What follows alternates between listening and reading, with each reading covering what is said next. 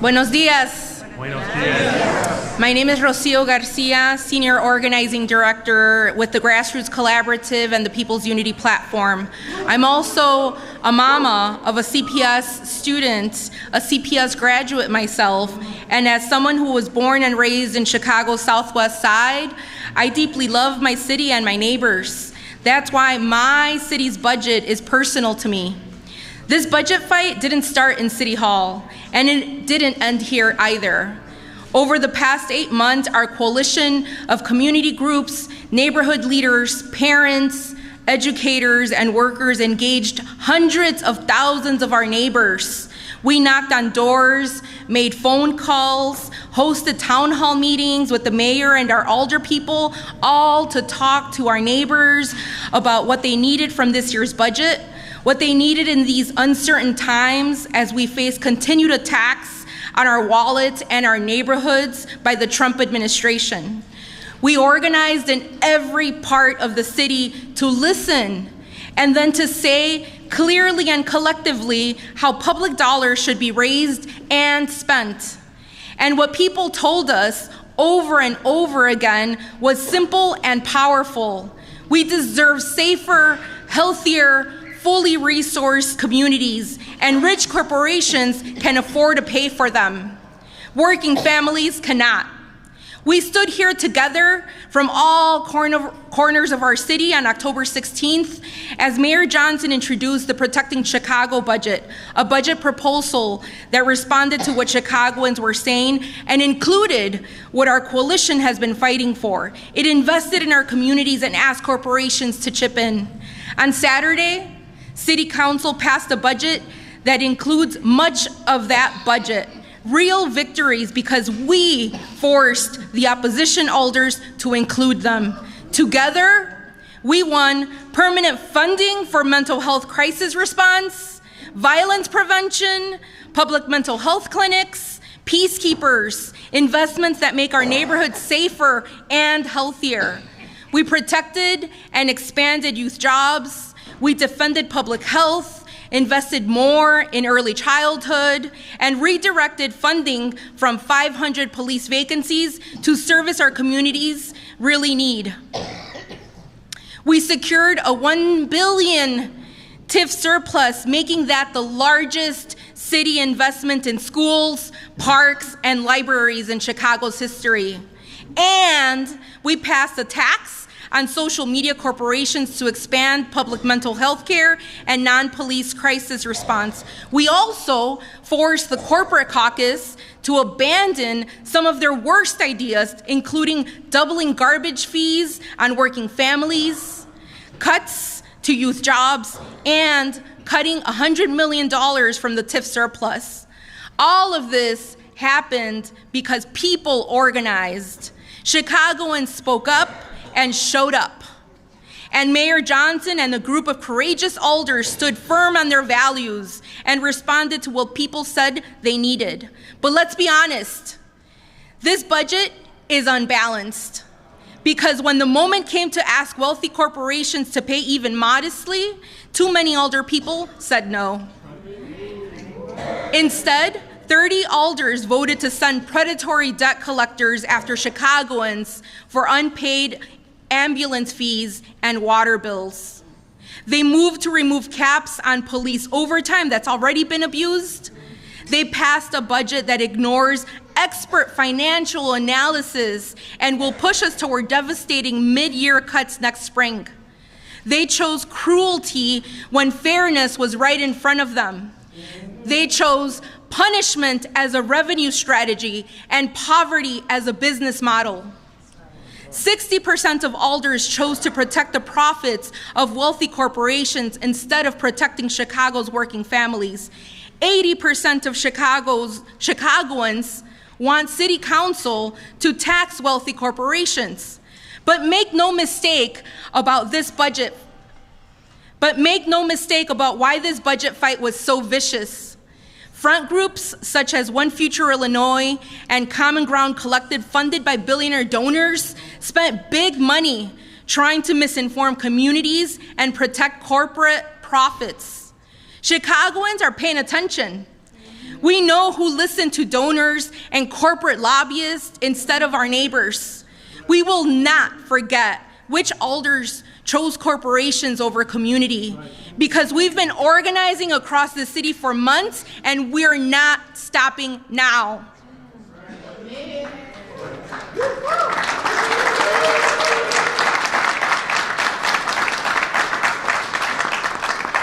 We will continue to organize to protect and support our neighbors, whether it's stopping predatory debt collection and mid-year cuts baked into the budget, or fighting back against Trump's health care and food cuts. We know that the solution is what the supermajority of Chicagoans want: taxing the rich and wealthy corporations, not only here in Chicago, but also in Springfield. The movement is bigger than one budget. It's rooted in equity, fueled by love for our city, built across more than 300 organizations with a shared vision for Chicago. Our movement is powered by people who refuse to accept scraps while the rich get richer. So yes, we celebrate what we won, and we recommit right now to keep fighting for our city locally and in Springfield, because Chicago belongs to us, to all of us.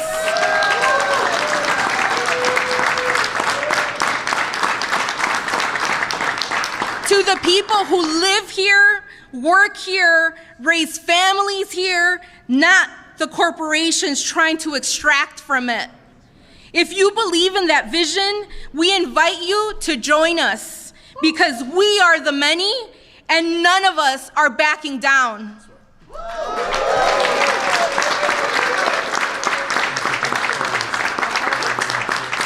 Up next, I want to introduce Carlos Ramirez Rosa.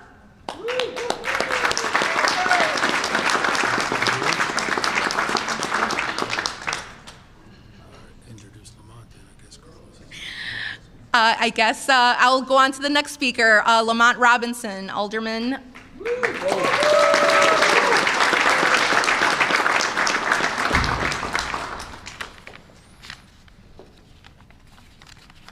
Good morning. Good morning. Today we stand in steadfast solidarity with Mayor Brandon Johnson and this powerful movement who motivated core elements to protect the working families of Chicago in this budget. Our goal is to keep building Chicago as the safest, most affordable big city in America. And moving forward today creates the stability our residents deserve. I thank the mayor for his collaboration and leadership today. Yes. To make sure our government keeps running into the new year. I'm heartened to hear that residents of my ward will be protected from predatory collection practices and have key safeguards from overspending. It takes courage in this movement to truly find common ground for a greater good of the city. The executive orders signed today reflect the prudent approach advocated by many of my colleagues. I thank Mayor Johnson for instituting the safeguards that will protect Chicagoans from the most egregious types of medical debt collection. The additional reviews on overtime costs for CPD reflect the culture of transparency and accountability stated by many council members, and will ensure officers are protected from excessive and burdensome overtime. Our officers and their families deserve schedules that prioritize wellness and safety. Thank you to the organizers, faith leaders, and public servants who fought to ensure the working people of Chicago made sure corporations and industries who profit without regulations pay their fair share in Chicago with PPLT increases and the SMART tax. We know this movement requires the city of Chicago keep working. I know this alternative budget still needs collaboration, and I look forward to having conversations with my colleagues who stand here today and those who are not. It will take all of us to put the clear perspective of the people front and center, to make sure that they understand that much is at stake, and to allow ourselves to be guided by our individual and political preferences and personal perceptions. At a time when our federal government is clawing back necessary structural programs, keeping working poor out of deep poverty, we cannot add to their burdens. We cannot lose sight of this moment and the gravity of what's at stake for our neighbors who need the most support. SNAP and Medicaid are being drastically cut. Our city is threatened by lawsuits, removal of congressionally approved grant funding, and more threats from federal troops marching through Chicago neighborhoods. The threats and uncertainty we face call for action, collaboration, and courage. I know everyone standing here today is committed on the gains we've made and will keep pushing to protect Chicago as we move to close our safest year we've seen in our city since 1960.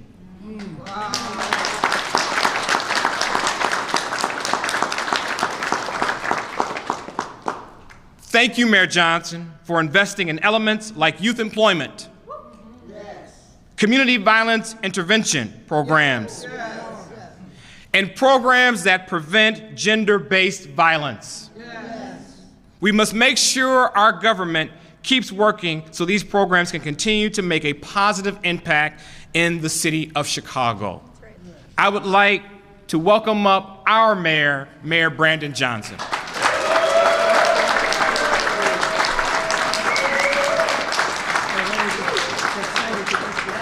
Please forgive me. Not so fast. I would like to welcome up my friend, Stacey Davis Gates.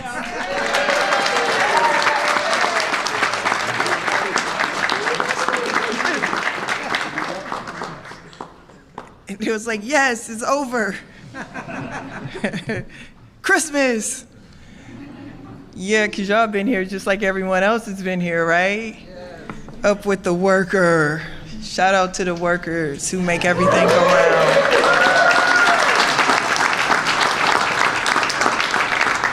And journalists are some of the most important workers right now, too. Yeah. Your guild is more and more important.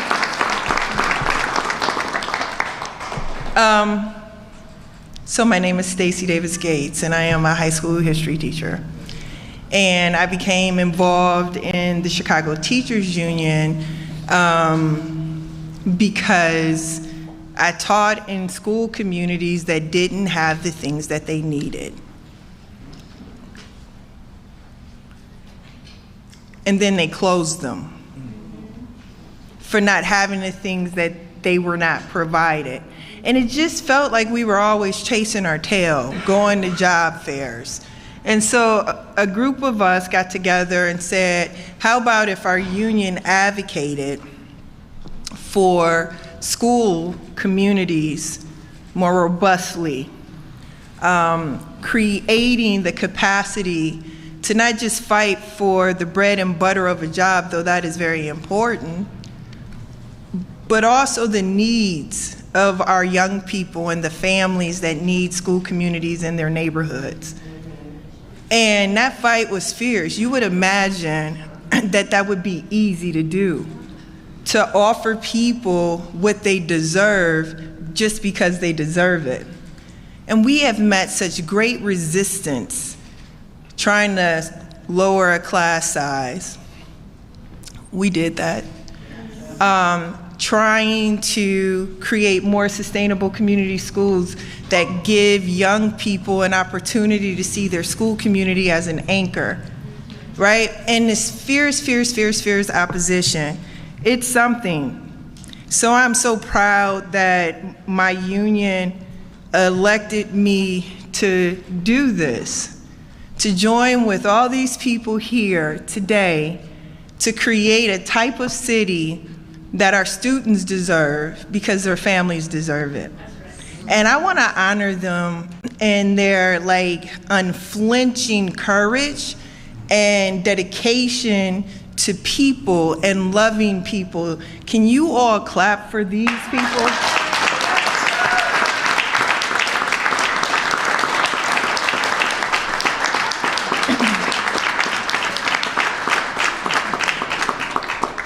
We are undergoing a generational transformation in the city of Chicago.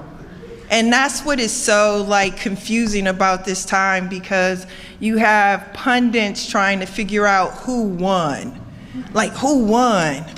And so what I do when pundits try to figure out who won is really ask a black woman who's my mom's age. Because they know and understand that in a city like this, how difficult it is to even understand what's happening in this building, much less knowing who's won. So they ask me questions like, well, what's in the budget? And how will we see what's in the budget? They boil it down to the things that they need. And thank God that they have a coalition of people who live next door to them, because these people in this coalition are boiling it down to the things that they need. Young people need jobs in the summertime.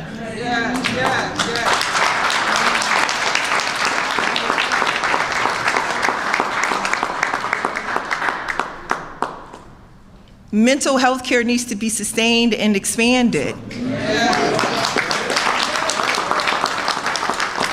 These are needs, discernible needs. So when we get into the punditry of who won and who lost, we forget the why. And as a teacher, it is incumbent on me to provide that why, because that's what my members do every day. Caleb said after they beat Cleveland that he wakes up every day to win for Chicago. Shout out to this coalition.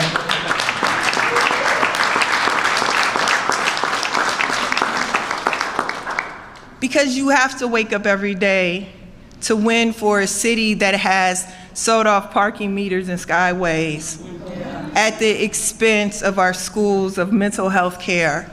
These are the reasons why we're here in this moment, to recapture what was once lost. And that's harder than you think it is.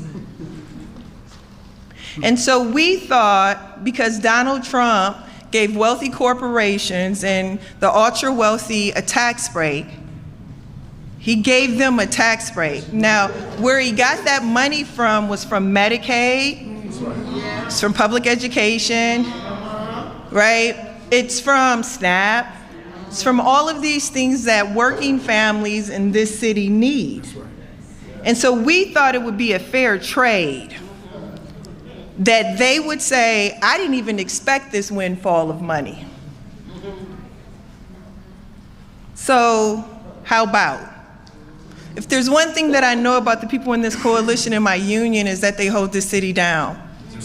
They are the basis under which all of us enjoy this beautiful city. And oftentimes they are the ones who are relied on while other people skirt the responsibility of that. Rich people said that Brandon Johnson wouldn't be able to keep the city of Chicago safe. You know, he a progressive. That's what they said. So he kept it safe. Now they're saying that they don't want to participate in what it takes to build the infrastructure of safety, because Brandon Johnson didn't just make Chicago safe by only hiring more police. He created a concept called community safety. He gave young people jobs. He's putting money in our parks. He's putting money in our libraries and in our schools. Yes. He's investing in people. Yes. See, safety is the investment in our humanity. Yes. And that's what the mayor of Chicago is doing. Yes. That's not closing 50 schools. Right. That's not poking senseless fights into existence. Yes. That is doing the work of the people. All right.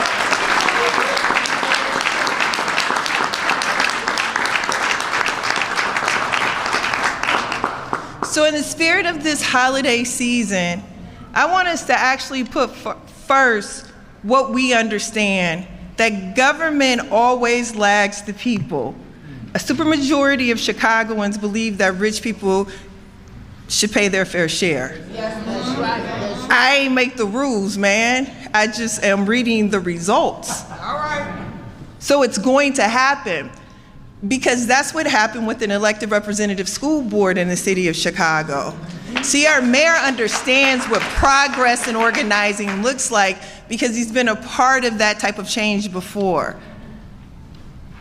Fred Hampton of the Black Panther Party fed people, right? And now our schools feed people. You see how government lags the people? The people say that the rich have to pay their fair share. The mayor of Chicago says the rich have to pay their fair share. All right. 20 of our aldermen say that the rich have to pay their fair share. And the people are saying that the rich have to pay their fair share. So we're going to continue to knock doors, and we're going to continue to be led by a man of conviction and values who means what he says and does the work of the people. All right. Mr. Mayor Brandon Johnson.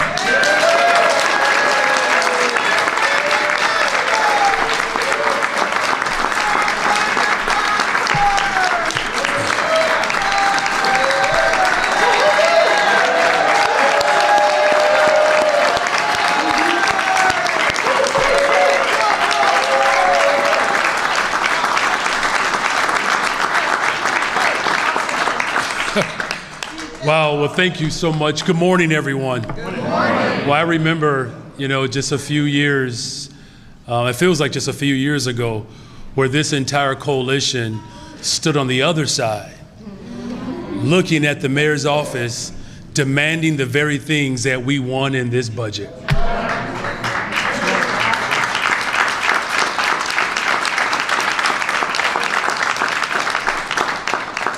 I am grateful for everyone who is here today and the support that each and every one of you have provided during this budget season, standing up for working families in Chicago. Every single alderperson, community leader, Chicagoan that's here today, we can all be proud in the hard work and the dedication that we have put forward to protect all of Chicago. The cost of living and the crisis that has been created by Donald Trump has declared war on working people. But despite the fact that he has declared war on working people, the working people of this city will not be deterred from fighting for the very important investments that the people of Chicago need. Has been articulated already. Crime is down and Chicago is growing. This is our safest year since the 1960s, and we're not stopping. We added the largest TIF surplus in the history of the city to go to our schools, our parks, our libraries, to water reclamation, to county government.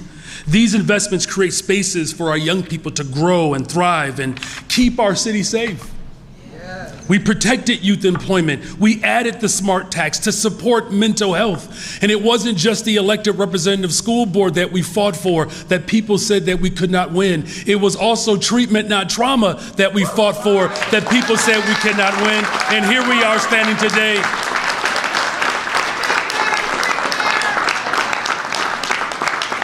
And so, yes, we added some taxes to the largest corporations, along with new safeguards, and we ensured that the PPLT was increased So we have a lot to be proud of, and we still have a lot of work to do. It's like my mother would say after we would clean the house on Saturday mornings. When we thought we were done, she would say, "That's a good start."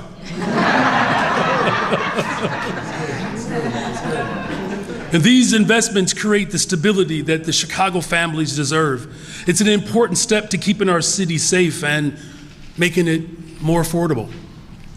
This budget moves forward with the necessary guidelines to protect our neighbors from the predatory debt collection tactics that I've warned people about. And it establishes greater control and clarity over our police overtime budget. It is important to immediately clarify these positions today with executive orders as we keep the North Star of equity at the forefront of our values. These are the first clarifications that are issued regarding the 2026 budget, but we will continue collaborating with alders and community members standing here today as we navigate our obligations to our city. From the very beginning, I've made something absolutely crystal clear. We will hold firm to our values while negotiating the details to pass a budget that truly shows up for working Chicagoans. I want to thank all of the Chicagoans who engaged in this process, because it's been a long process. Over the course of multiple roundtables and community meetings and visiting the faith community and sitting down with business leaders, our community truly came together. We established partnerships that we hadn't had before, and there are more stakeholders that are engaged than ever before. And so today was made possible by the people of this city. And despite the fact that there was one particular element that the people of Chicago overwhelmingly supported that we were not able to hold on to in this budget, aren't you glad that we have many more budgets to pass as we build the safest, most affordable big city in America? God bless you all. God bless the working people of this city, and God bless the greatest city in the world, the city of Chicago. Thank you.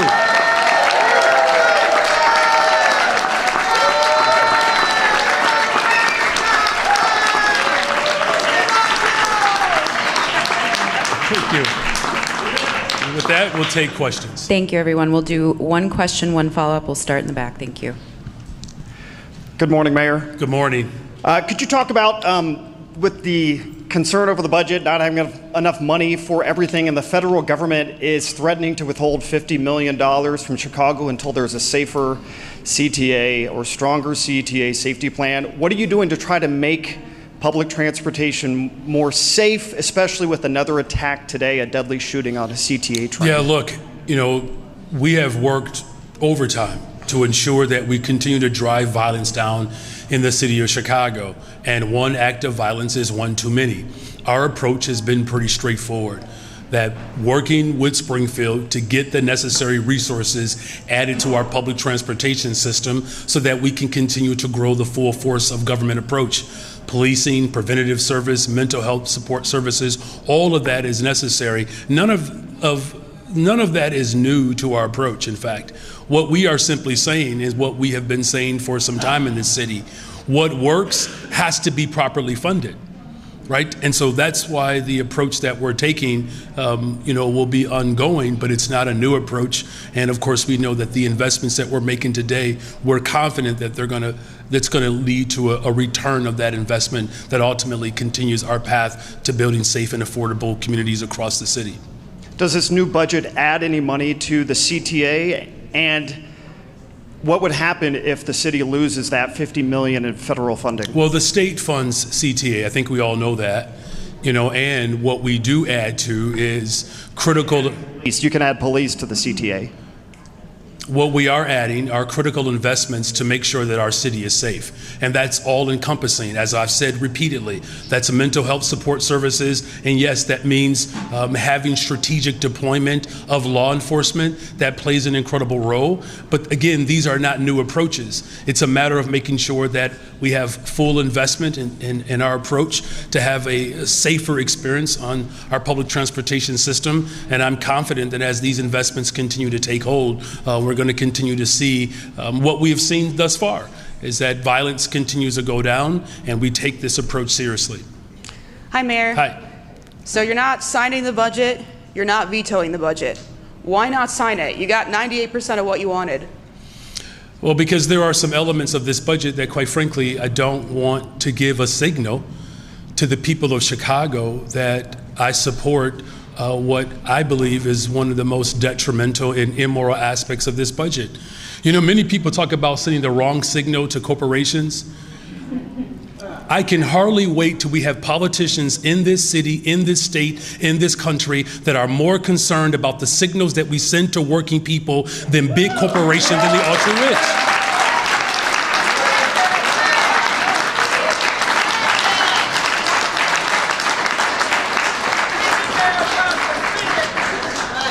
I assume you were talking about the debt collection aspect of this. You're assuming right. What's going to happen with that going forward? Is that still, that's Well, look, still in I put this? forth, that's why I signed the executive order today. We're not going to send people after medical debt. As we know, the debt that has led to many people going into poverty has been related to medical debt. We also are putting in some safeguards that in the event the debt is sold, that there are certain tactics and practices that just cannot be permitted. Look, the city council voted in spite of the clear evidence that was in front of them. There was emphatic evidence in front of city council members. In fact, if you look at the individuals that helped lead the charge to, one, try to double garbage fees, they tried to take dollars away from our schools, like all of those individuals that are attempting to take away from this budget, they were forced to put the critical investments back in this budget because of our movement. None of them actually spoke of anything that they valued outside of seeking debt collectors after poor people. Name one thing that they propose that speaks to building safe and affordable communities. Not once did they offer up anything of value. They only simply said, we don't want to tax less than 0.5% of the largest corporations, less than 0.5% of the largest corporations with a 0.0008% of what they would actually have to invest in to build safer communities. And so that's what the bottom line was. And so what I put forth in this executive order, if those city council members are not looking out for working people, then I'm happy to do it on the working people's behalf.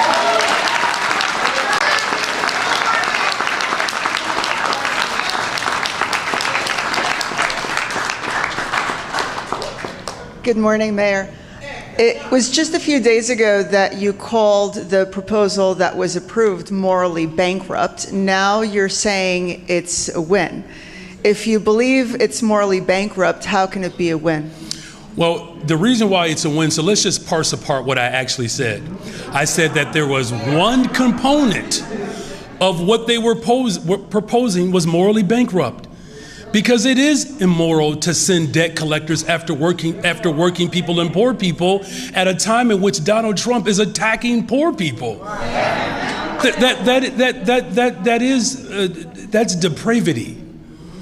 The win, we can speak to the win. So thank you for giving me another opportunity to talk about what we won.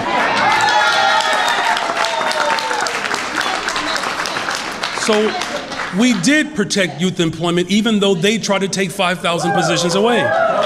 We did protect the largest TIF surplus in the history of Chicago, even though they tried to take it away. We did stop them from raising garbage fees, even though they tried to double them. The last I checked, my clear lines were, do not raise the garbage fees, do not collect grocery taxes, and do not raise property taxes, and invest in young people, invest in affordable housing, and invest in mental health. Those are all wins, and you can still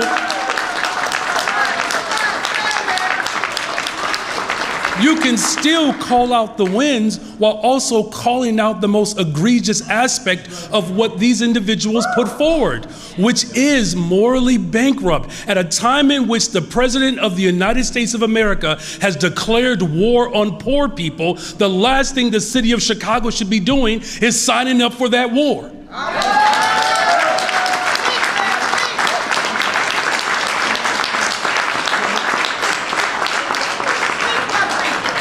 Okay, so if you have all of these wins and you did build in a safeguard with the executive order regarding medical debt, then why not just go ahead and sign the budget? Well, again, as I said before, this is about how we signal to the people of Chicago what this fight will continue to be about. Look, I don't think it's a bad thing that the people of Chicago want everything that they deserve. And if 98.4% won't do for working people, then just consider me, in the words of a great gospel song, 99.5 won't do, and I'm fighting for 100%.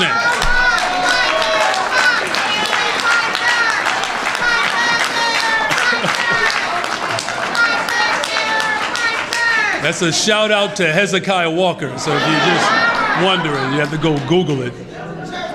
How you doing, Mayor Johnson? I'm doing okay, thank you.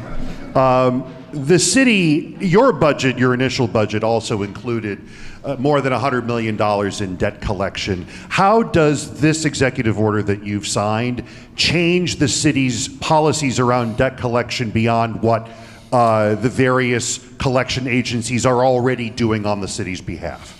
Well, let's separate the two, right? Because they're not necessarily intertwined the way you are casting it. Of course, the city of Chicago reaches out to the people of Chicago who owe debt to encourage them to pay it. Of course that has always happened. The difference is that there are a group of alders that want to sell that debt off to someone else to use practices that we know historically have been detrimental and harmful to people in this city, in this country. And so what we have already done, we've established parameters around how the city of Chicago, will approach debt, because we do believe that people should pay their debt. The first thing is this: our approach with what I propose in my budget is to make sure that the people in the suburbs like Wilmette, and many of them who live in the suburbs, have significant debt to the city. We're going to challenge those individuals first, particularly those who have the ability to pay. And I think that indeed did come up in the budget hearing. I know a lot of alders talk specifically about folks in the suburbs, businesses that owe a lot of money. And we're encouraging suburbanites to still come. Yeah, the suburbs love Chicago so much that they even claim that they live in Chicago, right? So we're just simply saying, since you're claiming you live here anyways, we're just going to stake claim to what you owe us.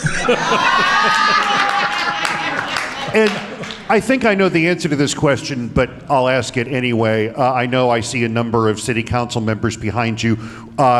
Did your office extend an invitation to all 50 city council members to attend today's event? We called all the individuals who were, a part of this large coalition, what our intentions were today. Got it. Yeah. Thank you, sir. Yep, you're welcome. All right, good afternoon, morning, whatever.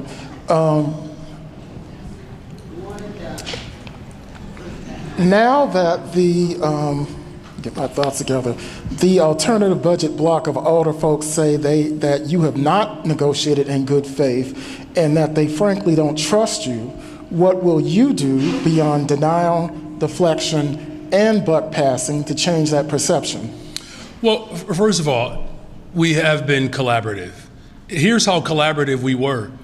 As your previous colleague just expressed, they took 98.4% of what was already in it, copied and pasted it, and pasted it on their page. I mean, I don't know if you've ever led a group project, but it doesn't get more collaborative than giving 98.4% of the work, right? So, I think that there's this notion that somehow that it's on the mayor alone to participate in a negotiation. It actually takes all of us. Here's my question, and this is just perhaps a retort. What will those alders do in collaboration with the 80% of the people of Chicago who said that they wanted us to do something that we had the ability to do, even though they decided not to do it? Look, it's just not, I think that quite frankly is a very stale form of government. For too long, the people of this city have not been included in negotiations. And so what we have done is we put forth a robust approach that, mind you, many of those alders told us to slow down, and then they stuck something in the budget within a week and then asked people to vote on it. were the people of this city that did not get a full chance to get a full read on what was being proposed. In fact, there is nothing surreptitious about our administration. We have always been forthright. My door is always open for alders, including our first place Chicago Bears. My door is always open. And perhaps Alderman Robinson can answer this next question better than you, which is, why is it a problem that James Gardner, as a white man with a black wife and black biological children, commenting on a funding inequity between foundational black Chicagoans and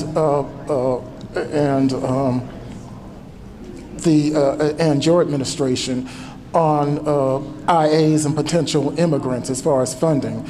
And this point has been raised several times, not only by him, but also by Raymond Lopez, Anthony Napolitano, and Anthony Beal, and other FBAs who say they're telling you what it is, but y'all aren't listening.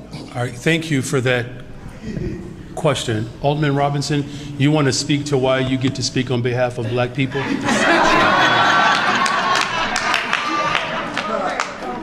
Thank you, Mr. Mayor, and thank you for the question. As a son of Chicago that is African American 365 days a year, I certainly respect all my 50 colleagues. But there is a line in the sand when you are speaking out of turn, speaking about a community that you don't know about. And I was saddened by that because someone has to speak up. And that's what I did on Saturday to let my colleague know that this is not going to be tolerated. And so I appreciate the question. And we, again, will continue to keep our colleagues in check that believe that they can speak for the African American community. Thank you.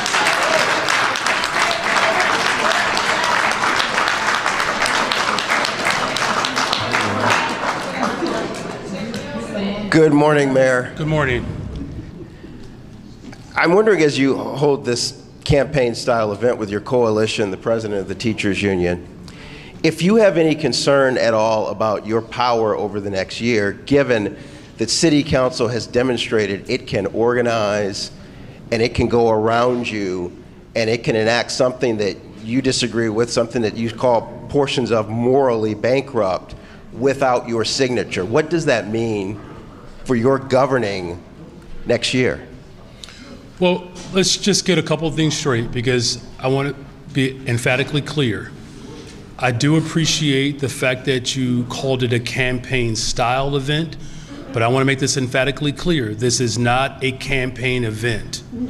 And the reason why I have to make that clear is because, look, there are accusations that promulgate in a way that could be quite detrimental to the people's lives who are standing here.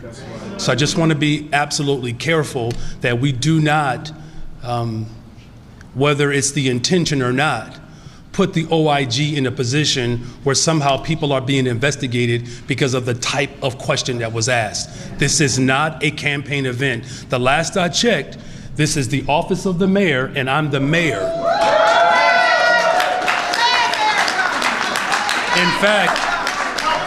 In fact, what you are seeing right now is a more powerful display, because campaigns come and go. This movement is here to stay. As far as our power is concerned, who's questioning our power right now? Who's questioning that? I mean, if we are questioning power, think about this for a second. 80% of the people of Chicago said they wanted something. And there were individuals who said, you can't have that. That's not a question of my power. That's a question of whether or not people will stand up for the power that drives politics, which drives government, which is the people. So, our ability to govern, the last I checked, I do remember that there were multiple reporters that asked the question, could a progressive leader provide the type of structure that could lead to some of the safest months that we've ever had since the 1960s. People question that.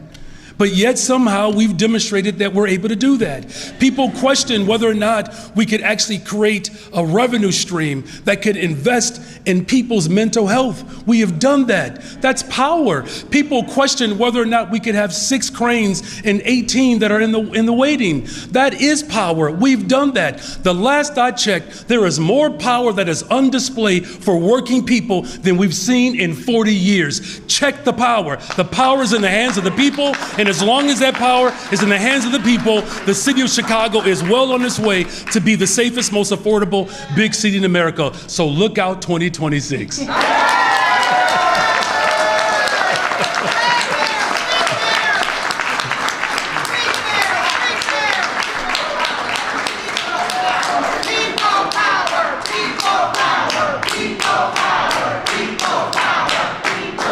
So just for clarity, when we're outside of here, they may say something like 4 more years. But it's not a campaign event, so you don't have to worry about that. I didn't call it a campaign event. All right. Campaign style. I'm just simply saying, you all, please be careful. Respect the people that are up here, because there is an aggressive approach to interrogate and to accuse people of doing things outside of the confines of government. And I do not want anybody, whether it's intentional or not, to put people's lives at risk because of how someone may interpret a question. That's all I'm simply saying. Protect these people. That's my job, but I need your help to do that. Quick question. The CPS board president, Sean Hardin, pulled a property tax measure from the board's agenda. CPS did not collect as much property taxes as it could have. The deadline to raise the levy is 1 week from today. Should CPS go collect more property tax? Well, look, this is an element that obviously has been debated, and the Board of Education will have a chance to weigh that, just like alders had an opportunity to weigh how our libraries will be funded. The ultimate goal, of course, is to continue our movement in Springfield, calling for a millionaire's tax, other progressive forms of revenue, a digital ad tax. I am on record of ensuring that we work hard collaboratively. There's a commitment from city council members as well to push for progressive revenue in the state of Illinois. I've had repeated conversations with the Speaker of the House, with the Senate President. I've had conversations with the governor. Everyone is clear that 70% of the state of Illinois believes that our schools are underfunded across the state.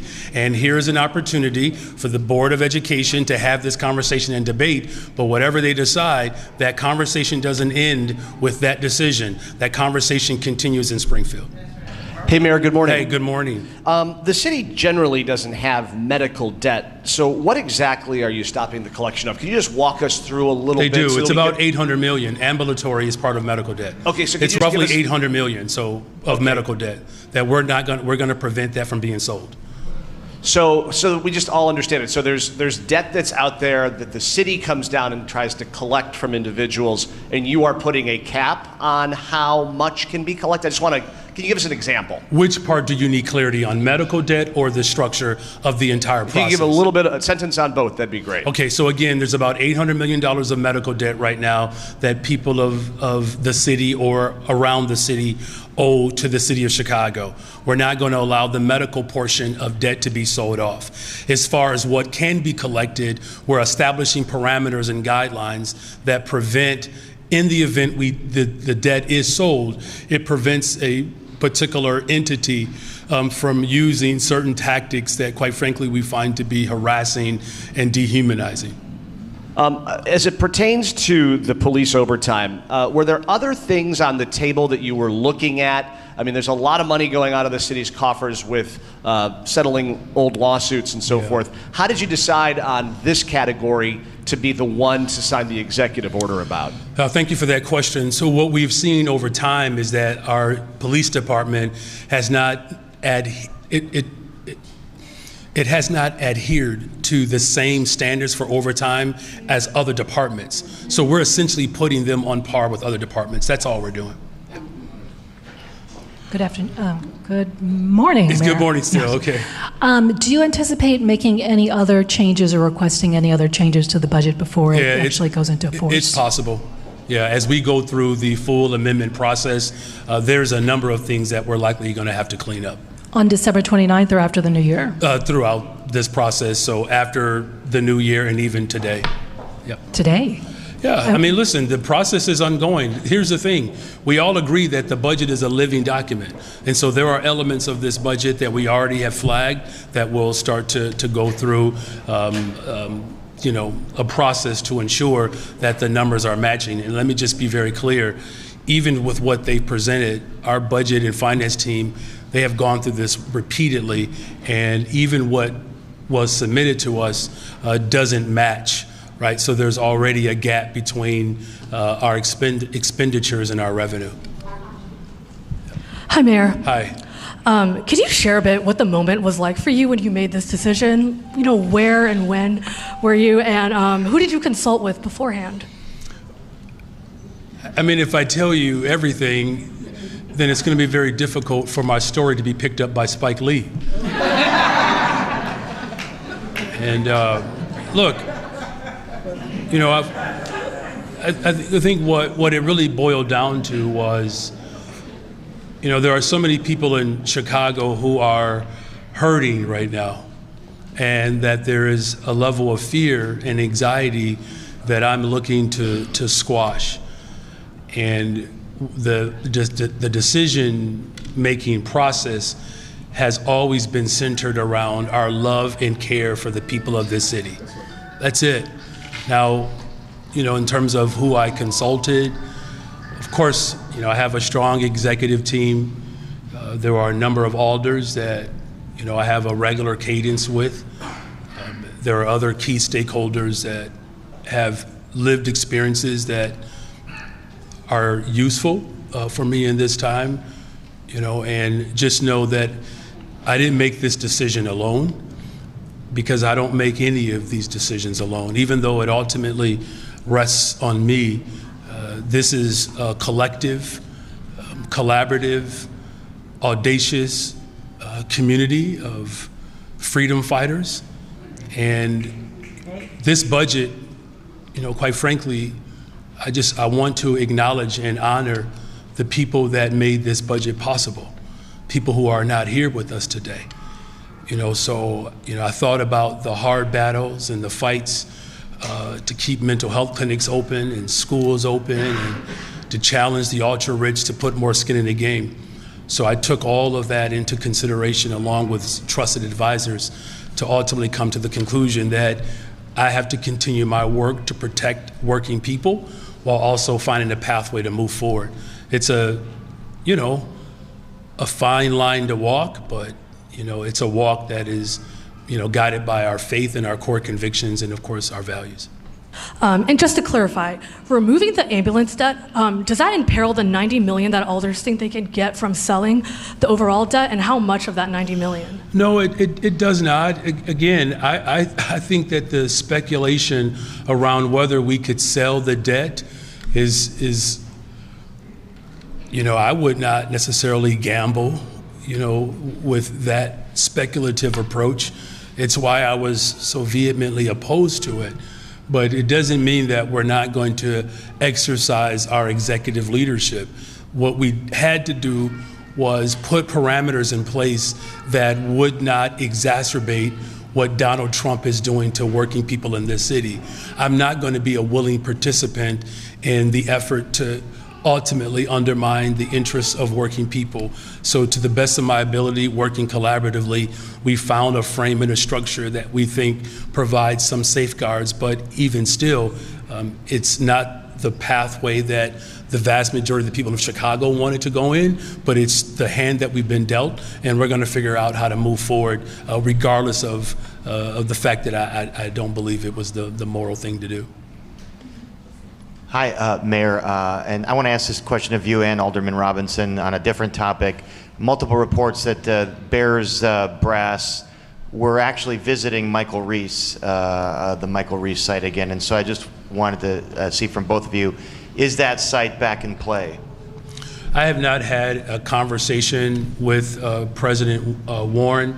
My door is open. He did call and leave a message. We were in the midst of preparing to balance this or to pass this budget.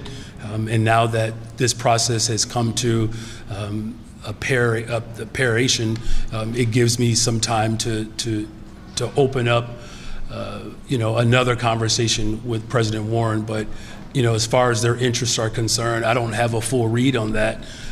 What I've said repeatedly, the lakefront is the most valuable. It's the best site for the Chicago Bears, and I still believe that. Alderman Robinson, anything to add on the possibility of Michael Reese, given that they reportedly toured the site with President Preckwinkle and some other folks? Again, I've stated this. Our number one factor is to keep the Bears in the city of Chicago. I've been working with the mayor. I've been working with his team to do just that. The mayor just mentioned how great the lakefront is, and we want to keep the Bears in the city of Chicago. We understand the jobs, the economics that support the Bears staying in the city of Chicago and working diligently to do that.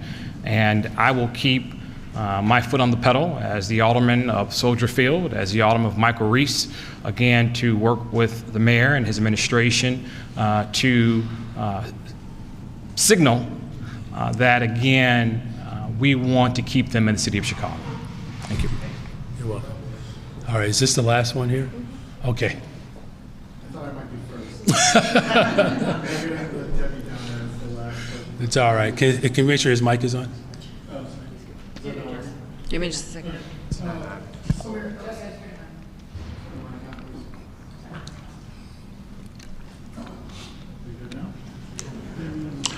Look at that. There All it right. is. Yep. Sorry, you'll have to hear my voice louder.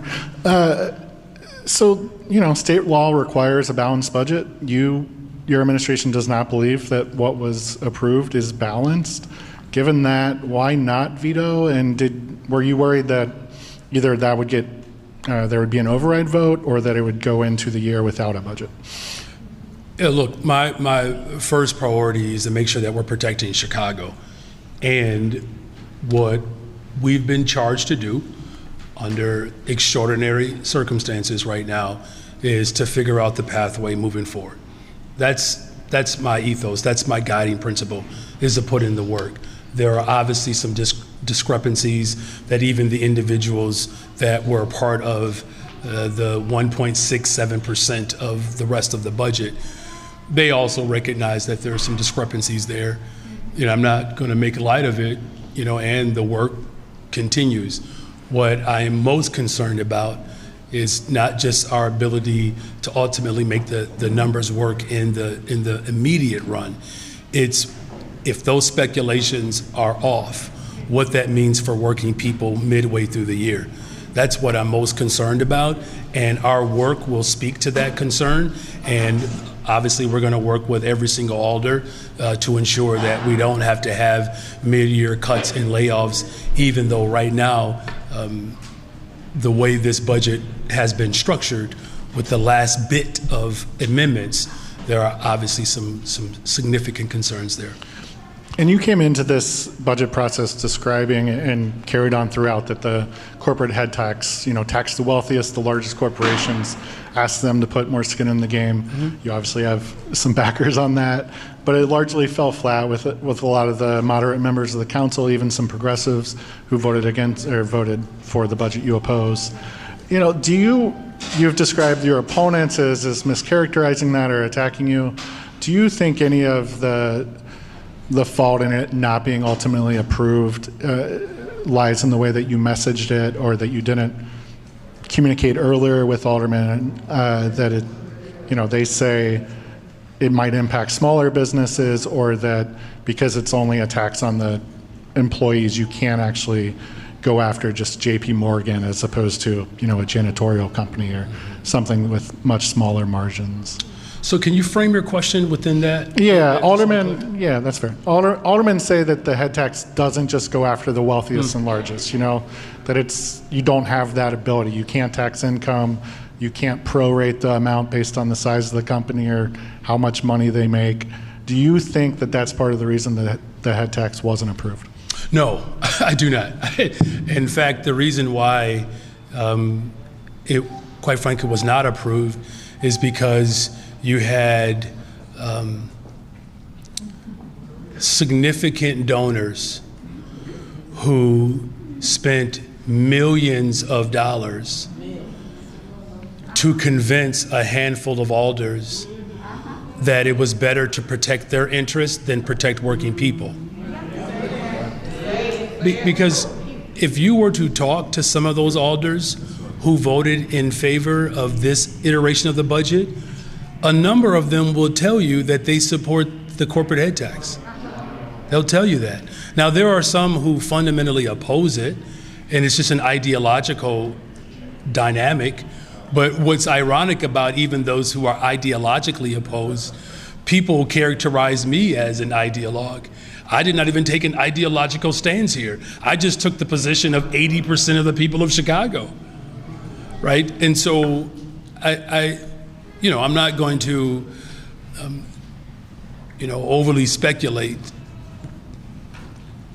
right now, but what I can say is the fact that we have a brand new tax, the social media amusement responsibility tax, the fact that we did increase the PPLT, which is on corporations, we know that there is at least agreement that corporations have to put more skin in the game. Because the concerns that they raised were the same concerns that were raised to Richard J. Daley in 1973. And there's no empirical evidence that those concerns actually materialize. In fact, after 1973, you saw an economic transformation in this city where we have the top Fortune 500 companies right here in our city at a time in which that tax was actually in place. So what you saw was, and I'm not going to speak to the alders' motives.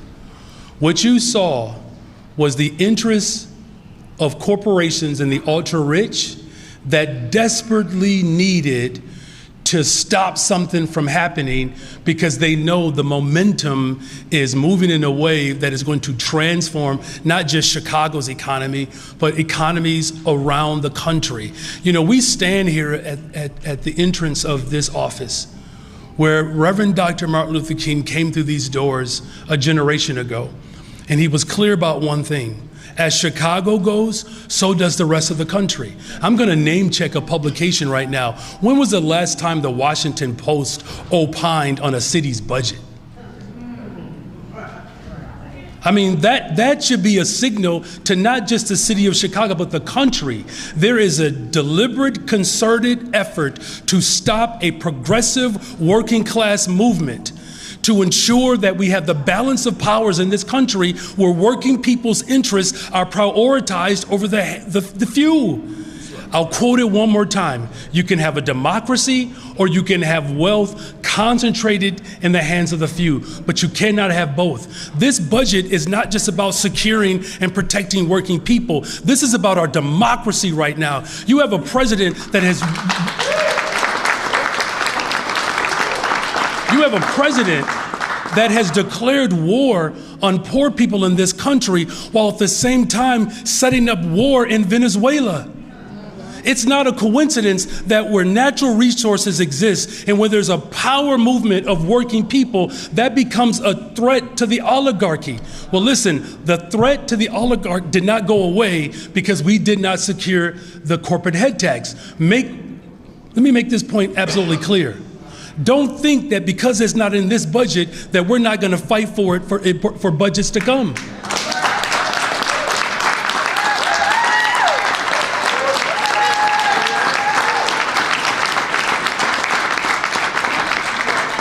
Is that all? I guess I'll tee you up. I mean, last one. All right. Then these folks have been standing for a very long time. Do you think at all this paused your momentum? I think I might know your answer here, but you said the momentum continues. But it was a rejection of what you put forward, right? And the city council did, take control of this process and do it their way. So here's how I'll answer this.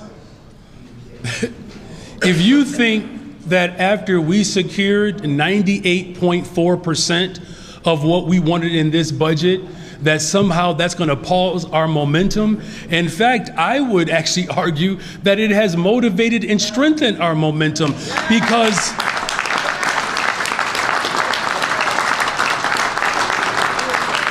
There were things that we fought for in this budget that people said wasn't possible. And the fact that we delivered it, not only did we prove that it's possible, it proves that not only is it possible to challenge corporations to put more skin in the game, it's actual proof that we can challenge Springfield to put more skin in the game, to fund our schools, to fund healthcare, to fund good paying jobs, to continue to fund the things that protect working people. God bless you all. Merry Christmas, Happy Holidays, Happy New Year.